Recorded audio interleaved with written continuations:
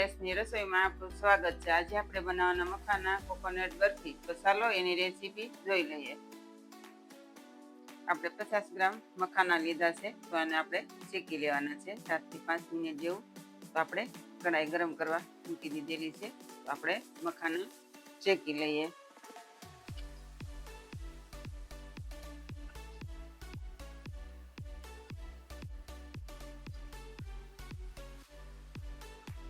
હવે આપણા મખાના શેકાઈ ગયા છે, તો આપણે કાઢી લઈએ।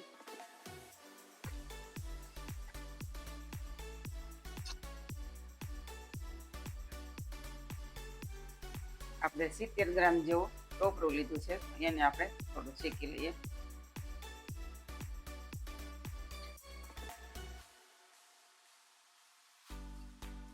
આપણું ટોપરું પણ શેકાઈ ગયું છે, તો આપણે સાઈડમાં કાઢી લઈએ।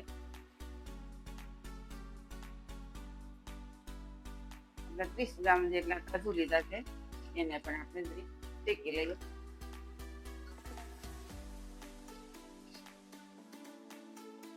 હવે આપણા કાજુ પણ શેકાઈ ગયા છે, તો આપણે કાઢી લઈએ।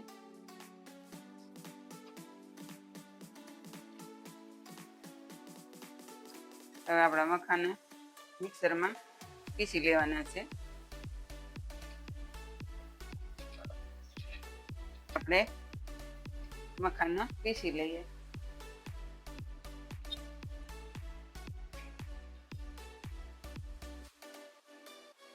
આપણા મખાના પીસાઈ ગયા છે, તો આપણે એને કાજુ પણ પીસી લઈએ એની સાથે।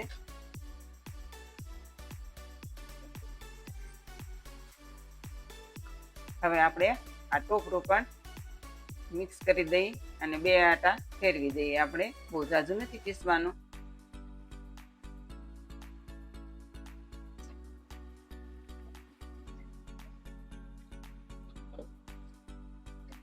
આપણે ચાલુ બંધ કરીને 2 વાર જ કરવાનું છે।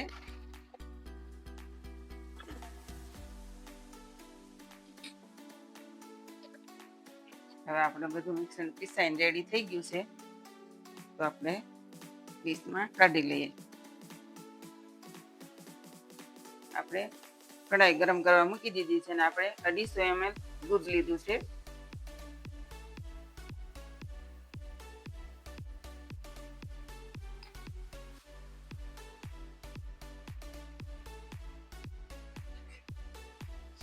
આપણે અડધી વાટકી જેટલી દૂધની મલાઈ લીધી છે।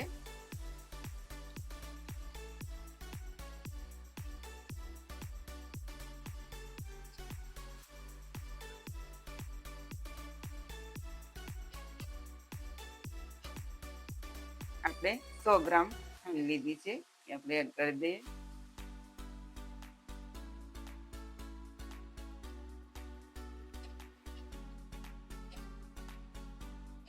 આપણે આને ખાંડ ઓગળે ત્યાં સુધી હલાવતા રહેવાનું છે।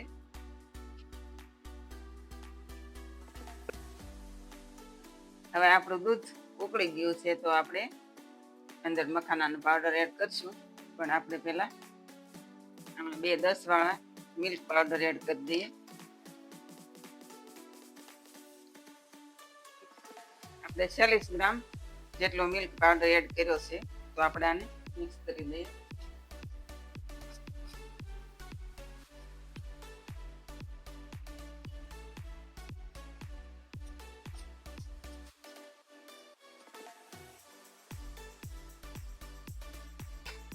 હવે આપણે આમાં એડ કરી દઈએ।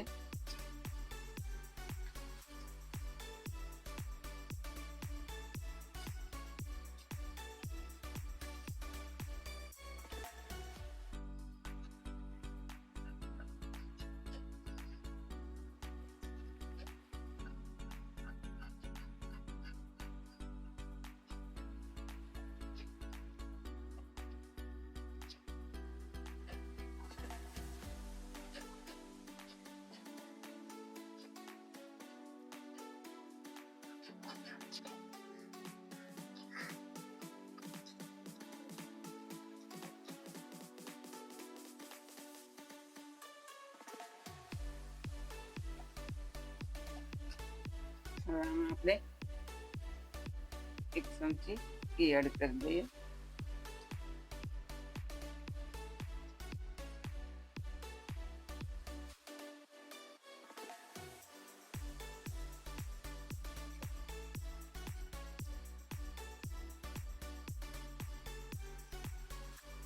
હવે આપણે પેન છોડવા માંડ્યું છે તો આપણું ટોપરા પાક રેડી થઈ ગયો છે. આપણે ઉતારી લઈએ.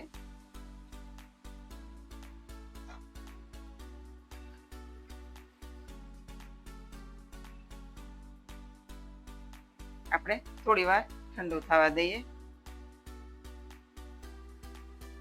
હવે આપણે આ ઠંડુ થઈ ગયું છે તો આપણે એકમાં ગ્રીન કલર એડ કરી દઈએ, ફ્રૂટ કલર.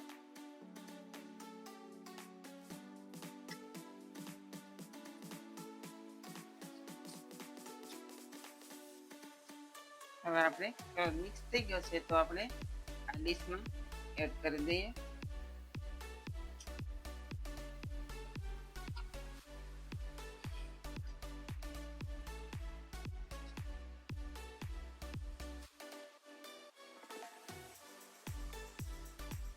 એક લેયર થઈ ગયું છે તો આપણે ઉપરથી આપણું ગ્રીન તૈયાર કરેલું એડ કરી દઈએ.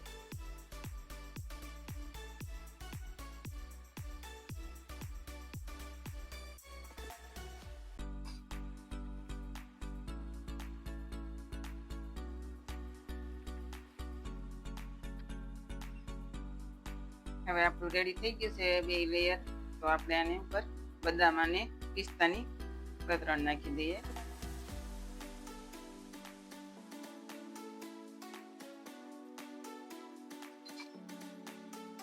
હવે આપણે દબાવી દઈએ.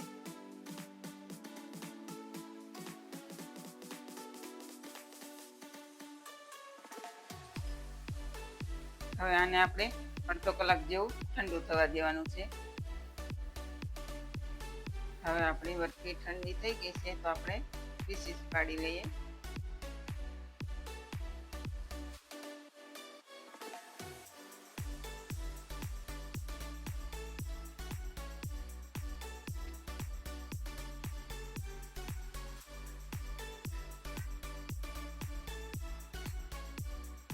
તૈયાર છે આપણી મખાના કોકોનટ બરફી.